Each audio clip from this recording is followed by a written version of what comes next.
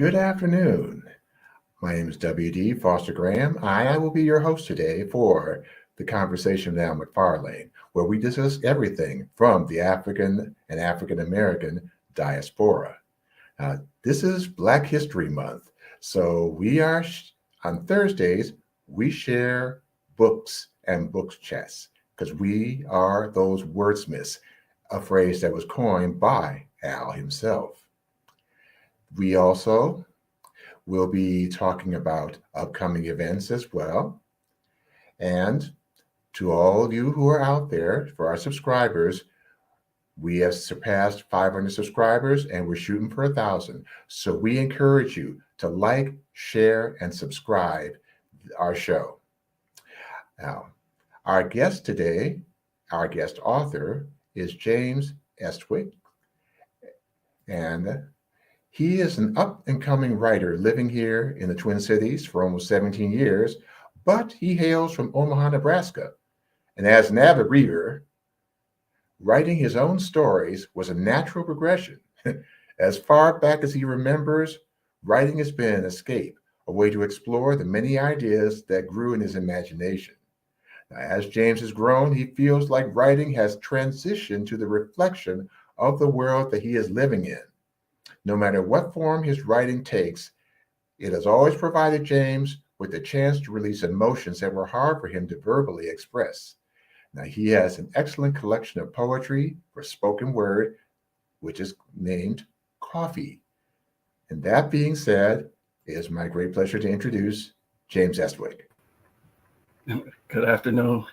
Afternoon, James. How's the day today?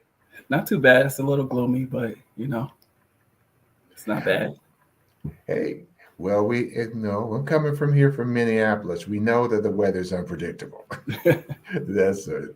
So, James, would you kind of share a little bit for our viewers about growing up in Omaha? Okay, so I'm from Omaha, Nebraska. I come from a pretty big family. I always felt different from my siblings. I was kind of a nerd. Doesn't bother me much now, but back in the day it did. Writing, like I said, has always been something I've enjoyed, as well as reading. I think one of the first things I remember reading is a poem by Langston Hughes, and it's something that I remember to this day. It's probably one of my mantras. I say it every day just because it makes me happy. It keeps me going, keeps me remembering that we all have dreams, and if we lose those dreams, what else do we have? Well, that is true. So, did you become best friends at the public library? Because I know I did when I was little, and I was writing. I remember being younger and my parents taking us to the library on Saturdays. I think that's where I first read that Langston Hughes book. I think I ended up stealing it from the library. Don't tell anybody. I kept it. I had it for a long time and I lost it, and I ended up getting it a few years ago for a birthday present. But yeah, the library, at the public library and the school library, were always some of my best friends.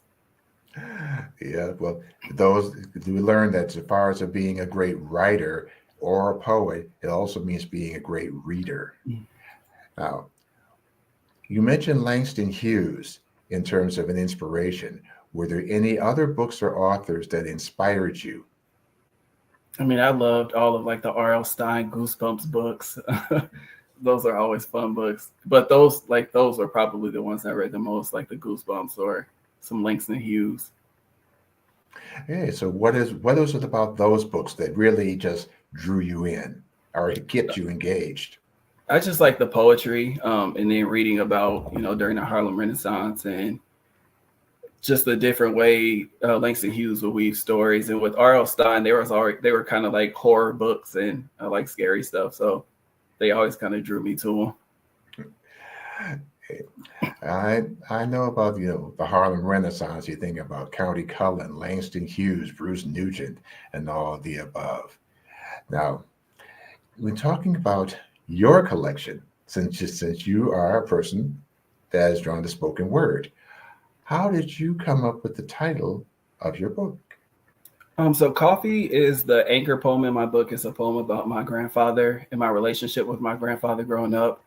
um, it was something that I shared with him. And then I feel like you have reflections with people, and usually you do this over coffee or like Mhm. catching up with someone. I felt like it was a good way to introduce the anchor poem, but also introduce like a reflection, kind of sitting back, drinking coffee and reflecting on certain points in my life. I see. So tell me more about him, since he is obviously very significant inspiration here. Um, so I don't know. Like I said, I had a lot of siblings, so being at my grandparents' house, feeling like that I got extra attention was always nice.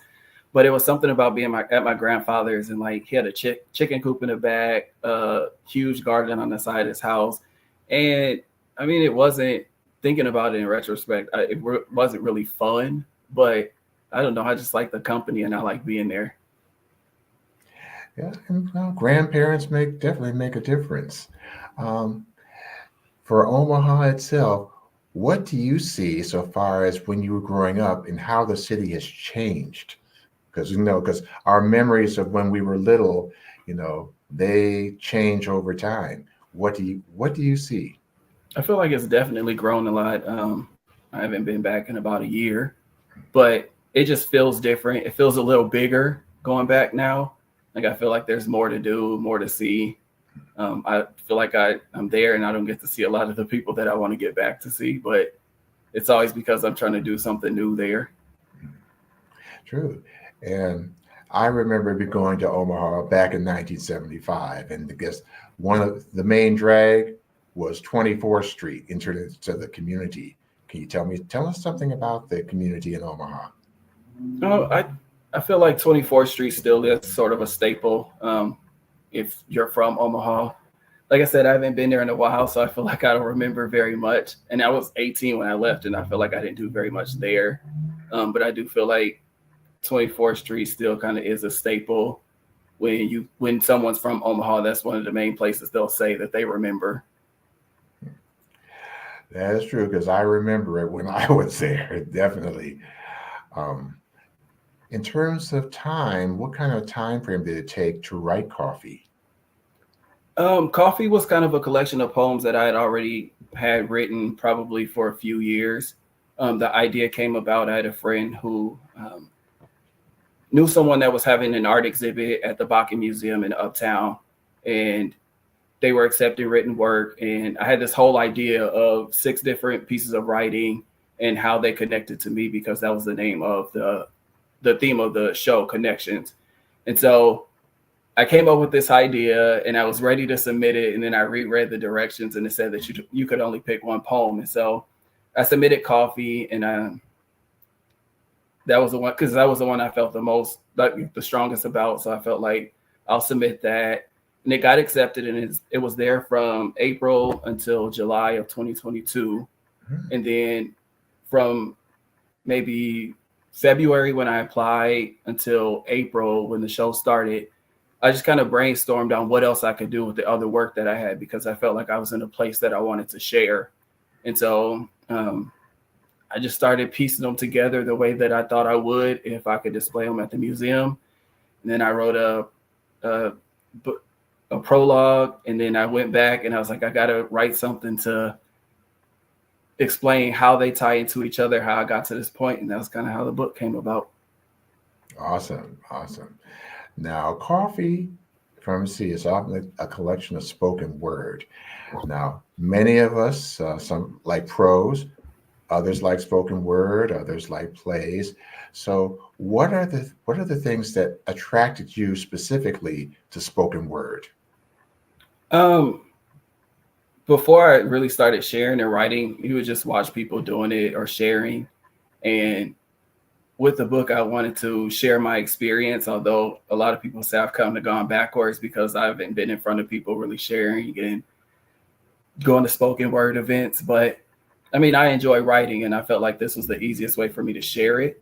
Um, then I decided, like, this year is kind of a decision that I'm going to start trying to get out there and do more as far as like being in the spoken word community.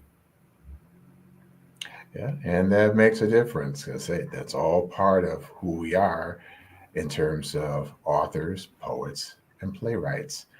Um, Now, would you share one of your poems here? Because Oh, three of them come to mind for me. Now, I say this because I am a same-gender loving man. Uh, Coffee is one of them. Then I think about suicide and letters to my younger self. So, could you share okay. one of those? Because I know I'm Um, going to have some questions after you're done. okay, so I'll share Coffee since it is like the anchor poem of the book. Mm-hmm. Okay. Coffee, black as night, no cream, no sugar, steam rising from the endless cups he drink. At least 3 Folgers cans around the house for spitting tobacco. He rocking back and forth in his chair on the porch, watching cars drive by. Country music playing softly from the radio atop the small counter in the corner, reminiscing of the time he spent with his grandfather. Only then roads were dusty with coffee-colored dirt of a segregated Arkansas. I'd be miserable. The cans of spit disgusted me. They looked like what he drank, but smelled 1,000 times worse. The sound of the chair rocking and the slow drawl of the music usually put me to sleep. Yet I wanted nothing more than to share these moments in my own little chair. No cans of chewed tobacco in my area. These moments probably reminiscent to those he spent with his grandfather, watching cars drive by, drinking coffee, mine more milk sweetened with pounds of sugar. On quiet days, I sit and listen to the cars that drive by and allow my brain to be flooded with memories. Memories of when your mind started to fade. Wondering if there wasn't such a likeness to my father, would you have even remembered my name? And I become bitter, like the stuff you used to drink, black, like the part of the brain that controls our lives. But bitterness does not make the memories matter any less. I prefer the taste. No sugar, no cream, black as night, coffee. Thank you, thank you. Or in the words when you had spoken word. Okay, now I heard references to Arkansas. Tell me more. So my grandfather that's where he's from. He's from Arkansas. And then after he's in the military, moved to Nebraska. I've never been, so I don't know much about it at all. Well, it sounds like, say, chewing tobacco. I had an Yes, uncle from Detroit that had those spittoons around the place when I was it's little. disgusting. Definitely. So, because you described the bitterness. Now, when you looked at that bitterness, you look at it in terms of bitterness for him, bitterness for you, or a combination of I, both? I think it's a combination of both. The bitterness for me comes from the fact that like I was 11 when my grandfather started losing his memory, and like I say in the poem, I think the last time I really saw him, he thought I was my father, and he was talking to me about a fishing trip that they had gone on, and it kind of made me bitter because of the memories that I felt like I shared with them were no longer there, or if they were there, they were so far down that he wouldn't remember them. But I felt like it was kind of for him, it was kind of bitter because I'm sure there's a part of him that probably would have loved to remember those memories. And that is true. Would you say it sounds like he had signs of dementia or Mm-hmm. something or memory loss? Yeah, that's happened with my father after a certain point and stuff. And though we wish we could, you know, that they would have those memories, I know it's hard for them as well. So that being said, um, with your grandfather on that, uh, did he move from Arkansas to Omaha, or did you go down? You said you'd never been to No, Arkansas. I'd never been. Yeah, he moved from Arkansas to Omaha. Mhm. Okay, and then okay, with your grandfather and then your parents, know the dynamics on that in the poem. How did that influence your poem? Um, I mean, like I said, I love spending time with my grandfather. Mhm. I don't think I ever really, like I said in the book, I think what I remember seeing my grandfather last, my mom took me to see him. And I put in the book, I didn't even know if she actually remembered that. It's something I'll never forget. But I know it was something I had never spoken to my dad about until he read Coffee. And that Yeah. was his father. So Mhm. I don't know. It was hard for me to write just because, like I said, there's kind of this bitterness of like the memories of him not remembering me. But like to know that my dad is reading something that was about his dad. And there was a point where I was 11 years old and his dad thought I was him. I know I definitely feel like it was probably hard to read and see that. Yes. Yeah, I can relate to that. There was another poem I mentioned about suicide. Mm-hmm. Tell us more about suicide. I'll read it in a second. Suicide was something that when I was 10 years old, this is another thing that was really hard to share because it's something that I don't think I've ever shared with anyone, like publicly. You know, when you're younger and you feel different and people say certain things to you or make you feel a certain way, you sometimes feel like it's easier to just not be there. And so it was definitely something I considered multiple times. This poem actually stems from a time that I actually was going to attempt it. Thankfully, I did it. I'm grateful that I did it because I wouldn't be here. I wouldn't have experienced so many of the beautiful things I've experienced, and I wouldn't have, you know, the family that I was scared would treat me any different had I been truthful in the beginning. I wouldn't have that love and support that I have. So I'm grateful that was something I didn't follow through with. But I felt like it was necessary to talk about because I feel like in order for you to grow and to build, you have to talk about the dark places. And that was definitely a dark place. And it sucks feeling like, or knowing, you know, that I was 10 years old at the time, but I grew from it. I'm stronger because of it. And, you know, I can be a voice and I can be a face for those that feel like, you know, I'm in this dark place, but it definitely gets better. That is true. It gets better. I'm just thinking about the Gets Better project and so, and the fact that there's still so many that need to hear that, need to hear that one, we're not alone. And say, and three, we get through it, and there is support out there. Okay, would you share suicide? Yeah.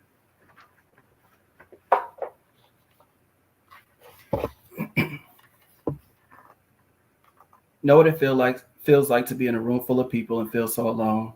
Do you understand that feeling when it's in your own home? Trying to be someone you're not so you appear to be strong, but deep down inside knowing what you're portraying is all wrong. Words that should just be words ringing true in your ears, and feelings that you feel like you shouldn't have confirm your fears. Knowing who you really are for years and years, but concealing it with smiles and lies to hold back tears. How many times do you have to be called a monster before you believe it's true? How many nights do you shed silent tears because you can't be you? Do you take your own life or suffer through? Continuing this lie, what do you do? Do you run away to cry, although it's all jokes? Or does death consume you? Is it your ray of hope? How far will you go to run from this pain, scared of the consequences, just the same? Crying in the mirror, a belt around your neck, looking for a place to take the next step. Afraid of your image, a moment of clarity within, taking your life just won't help in the end. You sit and you cry, glad you made the choice that you did, because deep in your heart, you know you have so much to give. You've only lived in 10 years. There's so much more life to live. And you have a new renewal in life. You're proud of it. Now you're able to tell your story while being truthful to yourself, knowing that your words can help someone else. Accepted by those you love the most for just being you. And if suicide is supposed to be the easy way out, why is it so hard to follow through?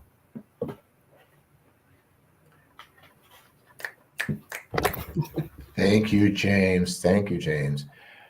It takes strength and takes power to share a story.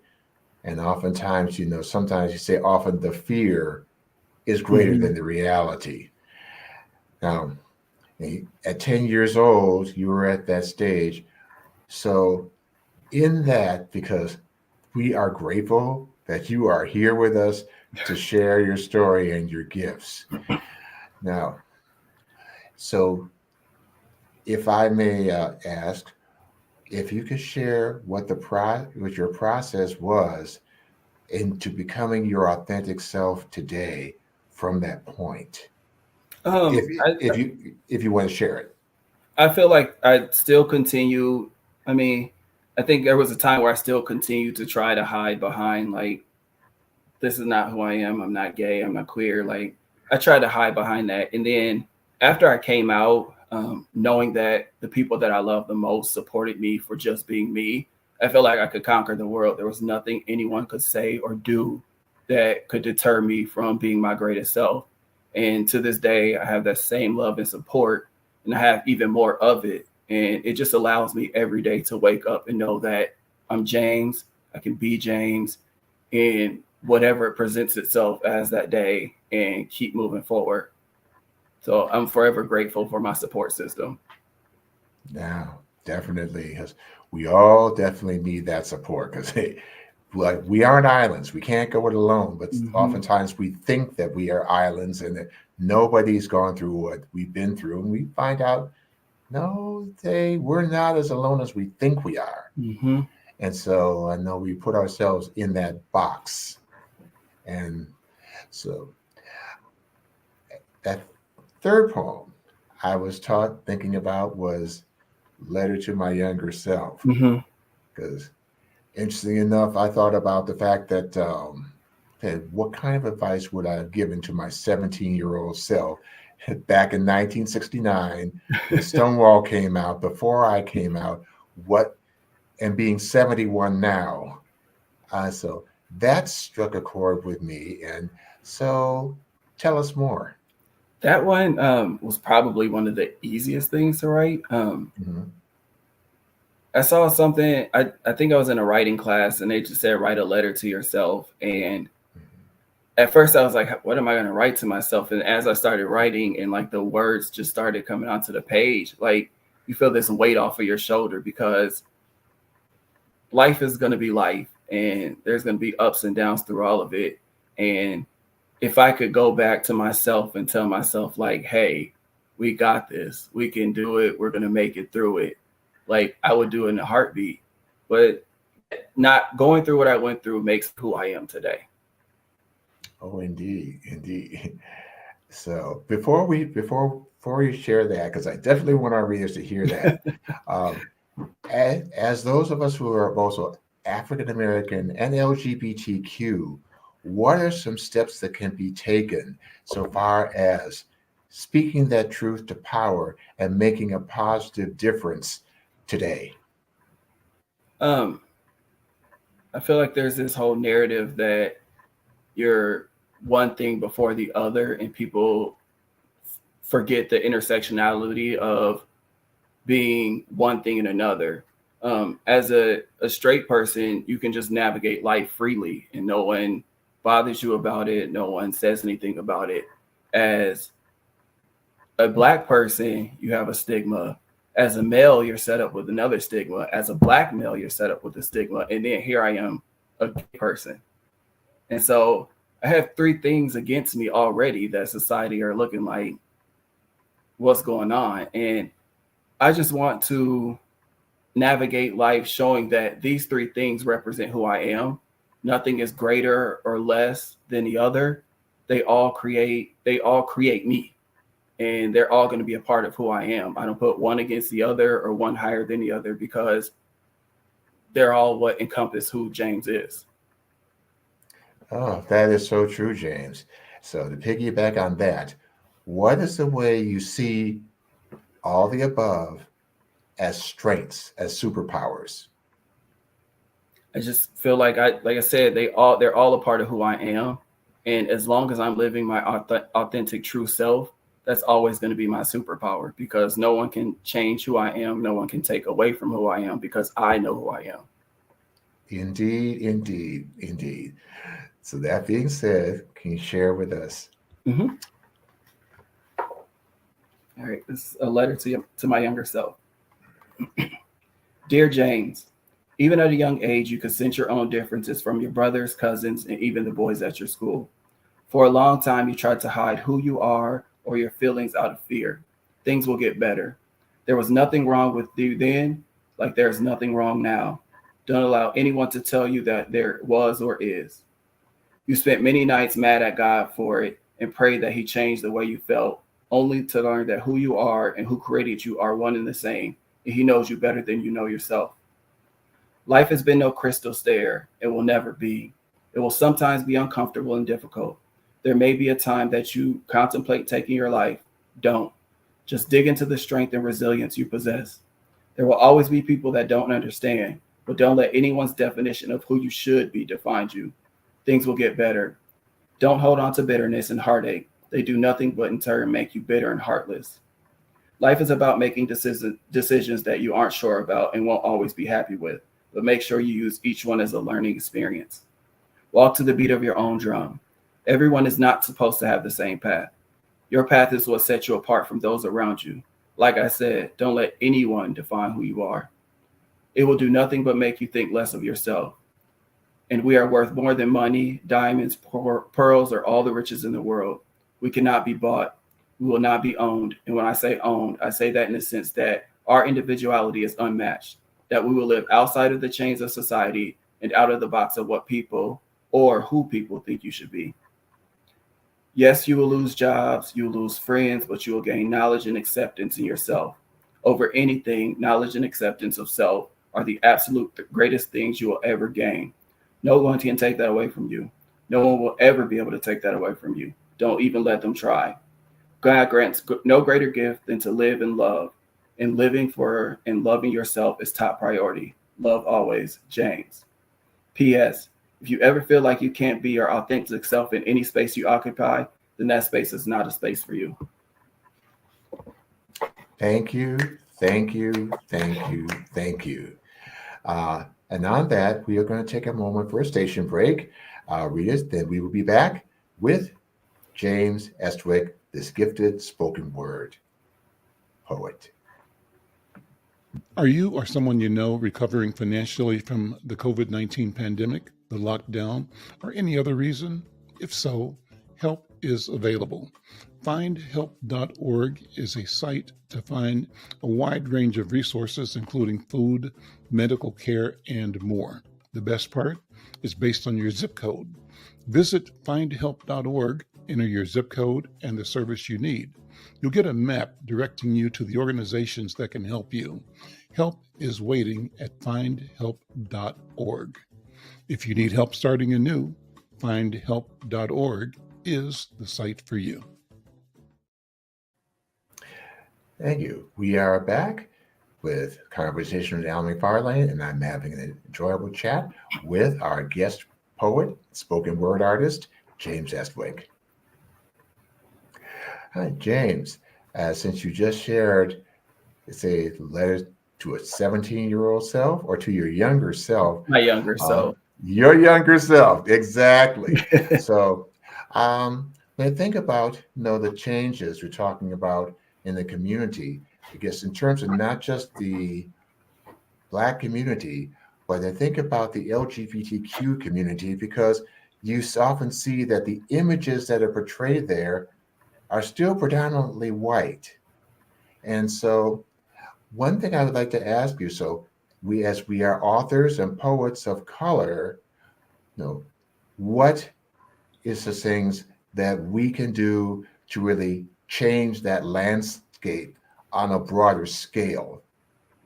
I feel like we definitely have our own voices. I feel like it's important for us, if we feel like we don't fit in those white spaces, we create our own, and that's okay for us to create our own, or we find allies in those spaces that are going to allow us to grow ourselves in those spaces.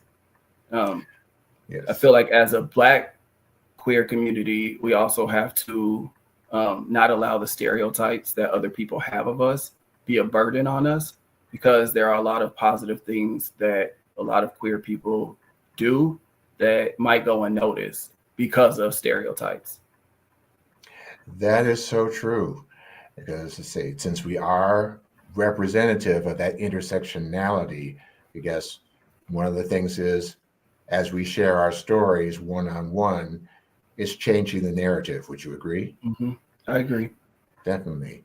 Now, there was another poem there that really strikes close to home with me, because it talks about, when the deaths of George Floyd and Breonna Taylor, Philando Castile, that is just, tell us more.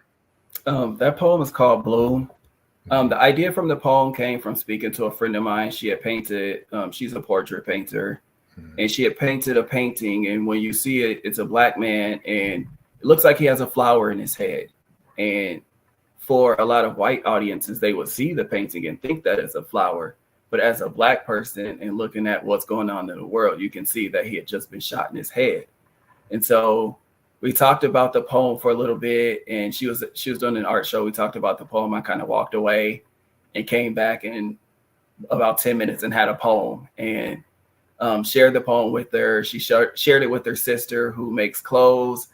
The next day they were on t-shirts, and I didn't know they were going to be on t-shirts. I just get to the art show and they were on t-shirts. And so that was kind of my first sharing of my work. I was really nervous about it because I had never written something so political, I feel like, and so pro-Black, I would say. And I think there was a time that I was afraid of how others would take it, especially people not of color. And then as I read the poem, like, it was never intended for them to feel comfortable in the first place. And the intention was to write something as a Black person and make them uncomfortable and see the uncomfortable truths that we live. And that makes a difference, truly. So that being said, I loved it how it reads to hear Bloom. Flowers will bloom where my Black body will lay. I could have shown you my beauty in so many other ways, but here I lie victim to systemic ties, and you pulled the trigger before you saw the tears in my eyes. Now I have vacant thoughts as life seeps from my pores. I wasn't even a threat to you, but whose life mattered more? Yours. Now the ground that I occupy blooms the most beautiful flowers, seeped of all my love, all of my power. Perfect stems crowned with perfect flower heads, but you only noticed my beauty after I was dead. Powerful, mostly powerful. Now, what do you remember about that day, May 25th, 2020, when George Floyd was murdered? I just remember getting on social media and I just refused to want to see the video. And then I ended up watching the video and it made me angry because it's 2020 and we're going through the same things that people were going through in 1960. And it's upsetting and you get upset. And I think one of the things that, like, for lack of better words, pissed me off the most is like people saying, I'm so sorry. And this, and this. It's like, but as a person, like a white person, you have a voice that at sometimes is stronger than mine. And what are you saying or what are you doing that is going to help change this narrative or change these laws or change the way that people are seen in society? But for lack of better words, I was angry. I was pissed off. So with the whole process and said, do you feel that justice was served in that? No. I do. And every time he appeals, I'm glad that it gets thrown out the window because he took someone's life. And whether it was intentional or not, he kneeled on someone's neck for 9 minutes. And it's inexcusable. That is so true. Now, it's been going on 4 years since that happened. What do you see in the climate today, say here in the Twin Cities? It's weird. It seems like a lot of the areas that were destroyed during the protests, you don't see very much construction going on or rebuilding. At least I don't feel like I have. It just kind of sucks because I feel like there haven't been any significant talks on what proper policing should look like and what proper policing in certain neighborhoods should look like. To know that there are people that are policing neighborhoods that they're unfamiliar with, or that they're unfamiliar with the people there, the environment, how to interact with them, is definitely a conversation that I feel like should be had. That is true. That is very true. So taking the conversation just to another note, when you finished your collection, your book, how'd you celebrate? I definitely cried. Like I said, it's been something I've been thinking about for forever. It's something that has been a dream of mine for a long time. So I definitely cried. And then after I had the physical copy in my hand, like I just stared at it. I couldn't put it down. I probably sat in it with my hand staring at it for about an hour. It was just a surreal feeling. And even now, like holding it and reading from it and knowing that these are my words and this is something that I did, like it still feels amazing. It's true, because I learned that the first biggest experience was for a writer or a poet is first you complete the work, and then the next biggest one is holding it in your hand for the first time. There's no feeling like it. Definitely. And I feel like that even if someone buys it and like I'm taking it from my hands and putting it in theirs, it's such an amazing feeling knowing that I'm taking my words to share with someone else in a way that I never thought that I would. That is so true, so true. And speaking of your work, because we met at the Minnesota Black Authors Expo in October. Why don't you tell me about your experiences in that milieu? That was it was an amazing event. Like I said, I had done some art shows, but they were never geared towards literacy. And so it was definitely I felt home, like I felt complete in a space that like everyone else looked like me. They're doing the same things as me.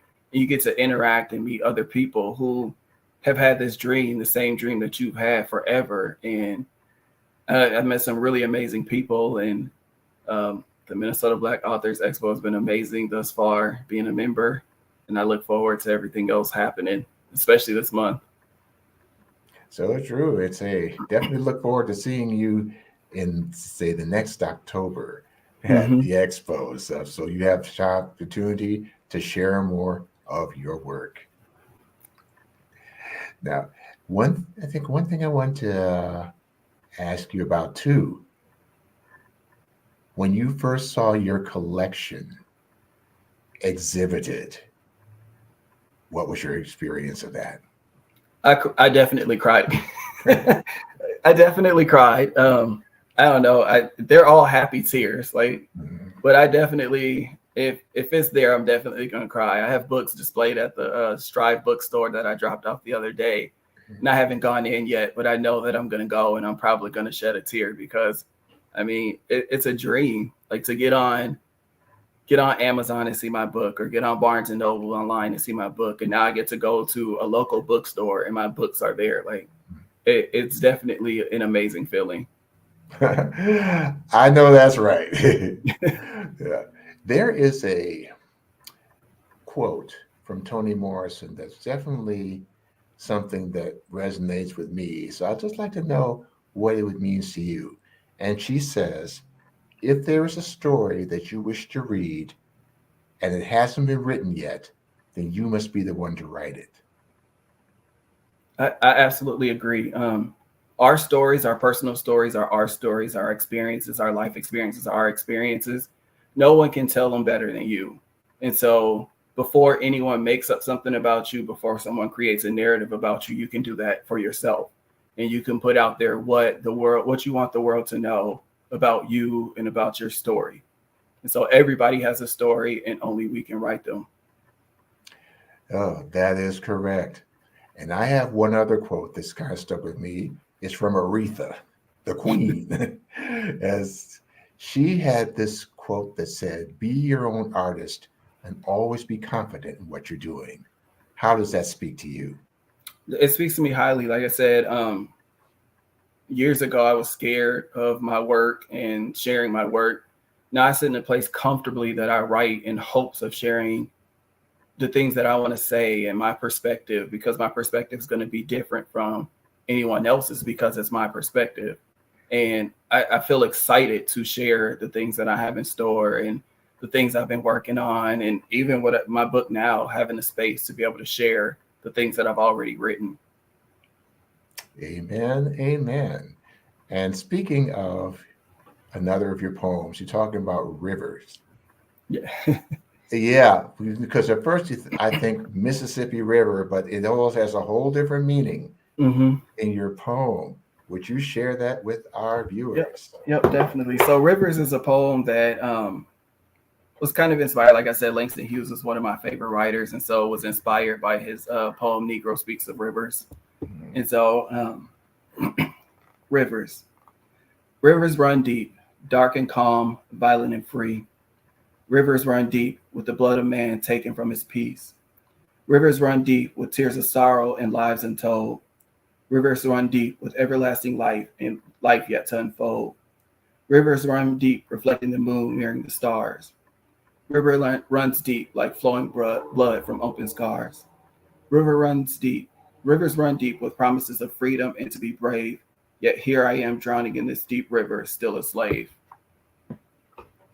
Thank you. Thank you. Thank you. So when they say rivers run deep, okay, I see the tones of how it is a metaphor for our history as African Americans. So could you expand upon that? Yeah, that's definitely what it is.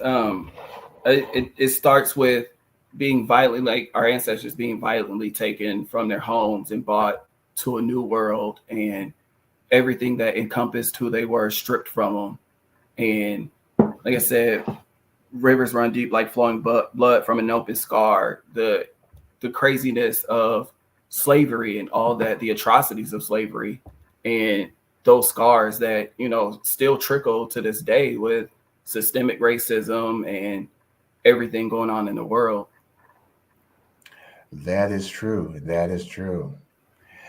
And now, that being said, tell us things about where you're at now, and so far as perhaps personally and professionally. So I've been writing a little bit, nothing crazy. It's coming on 2 years for Coffee being out, so I'm trying to work on something just to celebrate that, because like I said, it was such a milestone for me. As far as upcoming events, I have Minnesota Black Authors Expo has the 2024 open mic night next Thursday, February 15th at Strive Bookstore downtown from 5:30 to 7:30. So I'll be there presenting some of my work. It's free to the public, so hopefully a lot of people can come out and support, especially the Black-owned bookstore. And then later this month, I'll be at the Brooklyn Park Library for the Bringing Books to Life for Black History. And I'll have a couple of minutes to talk about my book, answer some questions, and then they're going to do a giveaway of some of the author's books. And I'm just going to keep writing, and hopefully in the next year or so, I'll be working on my next collection of poetry. Oh, do you have a theme for your next collection? Not at all. Not at all. I'm just trying to make sense of everything I have right now and see if I can come up with a theme. I definitely would like it to be like I've played around with the idea of a healing theme, like a reflections of my healing or something of that sort. So we'll see where it takes me. Yeah. Well, we will see. And I think about this. Now, when it comes to spoken word and poetry, what I've seen where you have derived from different situations. What's your process from the time it's in your head to the time it's out on a laptop or a piece of paper or whatever you have on hand? I think whenever something comes to mind, I just try to jot it down like in my notes. Then I'll go and revisit and see if some of the stuff I wrote before I can put together with something else. I honestly don't have a real process. A lot of my writing comes based off of just pure emotion in the moment. I'm working on getting better at creating a process, but yeah, a lot of my writing comes purely based off of inspiration. Yeah, that's the best way to do it.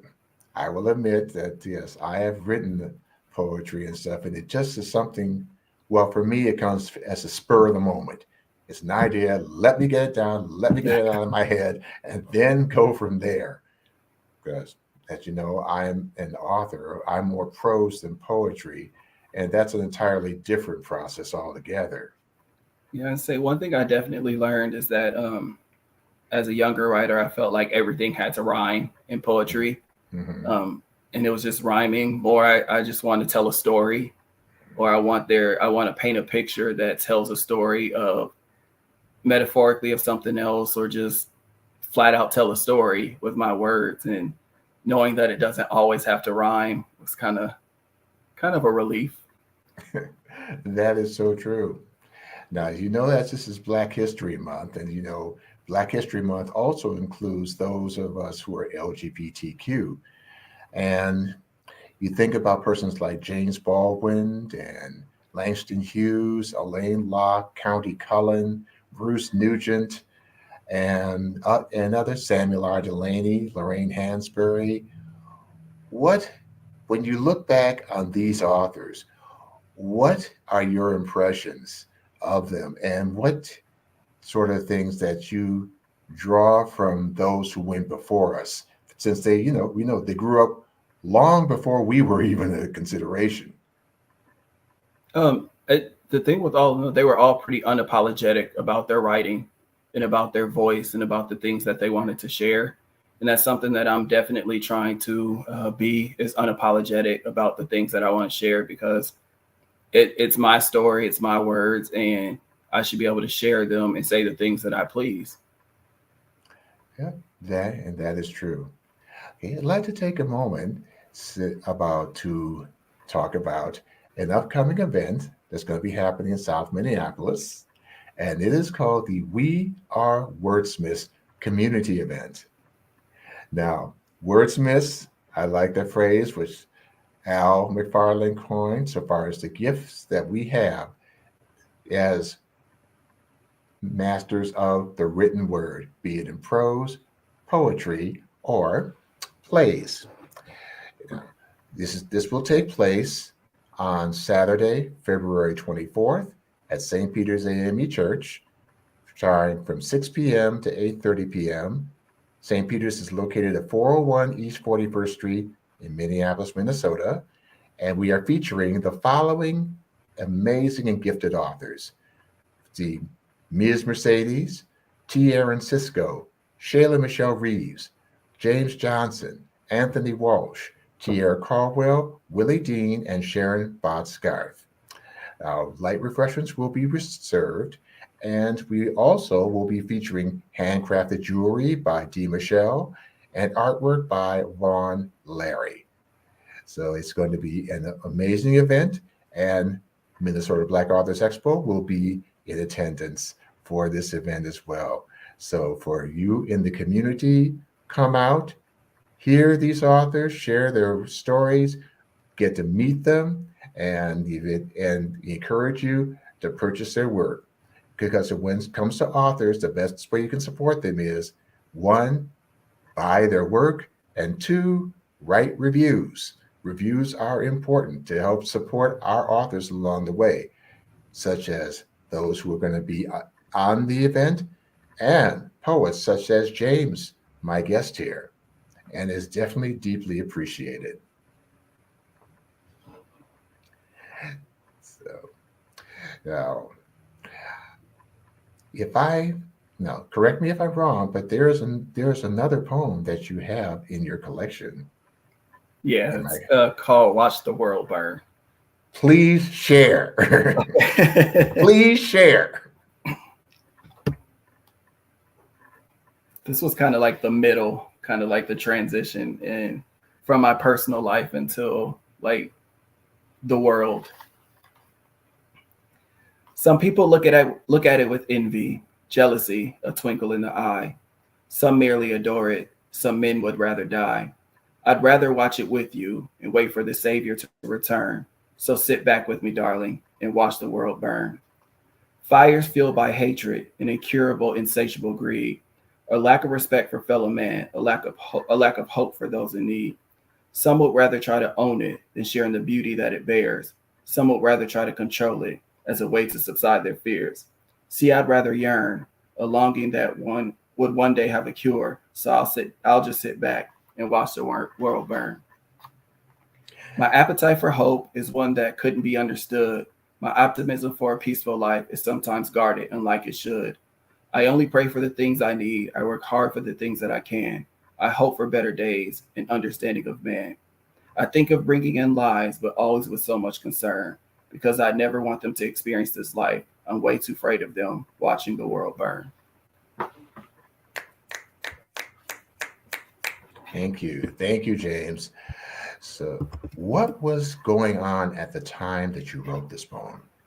This was definitely during 2020, during the protests, and literally watching the city burn and watching the backlash or the negative comments that people make about buildings and material possessions, and not the lives that are affected by everything going on.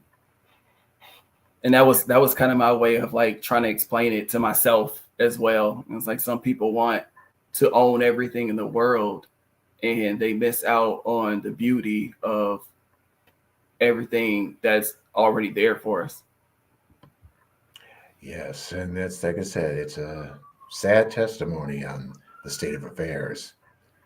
Yeah, encountering on that, what is your hope so far as the community, the diaspora, and say for what's going on in the world? What would be your hopes and dreams? I really hope that people start to see the humanity, that we are all human. Yes, we are different colors, we're different races. But at the end of the day, we're all humans. I think that within the Black community, there's so much division in who we are and how we represent ourselves as well. And as a collective, it would be nice to see people realizing that we're all kind of fighting the same struggle. And if we can get on one accord, realizing that we're fighting the same struggle, it might be able to help build us in a way unimaginable. True. So how would you see going about bridging those divisions? Conversations are always an amazing thing. Like I said, writing has always been my go-to with trying to explain my emotions and my expressing how I feel. So I definitely want my writing to be a reflection of that, because I mean, I am more than just Black. I'm gay. I'm a male. Like I'm more than just that. And so I want my writing to be a reflection of that. Exactly. That's, I know, because that's where I was at when I first started my novels, to say, hey, I am all of these things. And I remember what it was like when there were no, shall we say, safe spaces at the time, or as well as not seeing persons who looked like me reflected in the books that I read. So it's like with, say, Gandhi said it, be the change you want to see. And it will show up around you. Well, I have definitely enjoyed our talk. I definitely appreciate the gift that you are of the spoken word. Thank you. So do you have any closing remarks? If anyone wants to purchase my book, it's no diss to Amazon, but Amazon is taking a lot of my money. So if you would like to purchase a book, I would love if you would reach out to me on my Instagram. My handle on Instagram is Spoken by James. Reach out to me there. We can coordinate how to get the book to you. Like I said, I have the open mic night next Thursday at Strive Bookstore. I'll be at Brooklyn Park Library on the 24th. And surprisingly, I've never really done spoken word, but I'm actually working on planning my own spoken word event next month. So whenever I have details, if you follow me on Instagram, I'll make sure I share those and let everybody know. That's great. Because say you come on out and we support James in very spoken word, because hey, Black History Month is here, and we have so many artists, writers, poets, all around the Twin Cities area. It's often said that, hey, some people thought that, there were no Black authors or anything here in Minnesota. Well, guess what? We are. We're here. So, that being said, I just want to thank you for being a guest here on Conversations with Al McFarlane. It's been a joy, and it has been a pleasure. So, viewers, they come out and support our guests. James, he is a awesome poet and spoken word person. He has a powerful story to share. And so this is W.D. Foster Graham saying thank you for viewing in, and we'll see you next go round. All right. Thank you.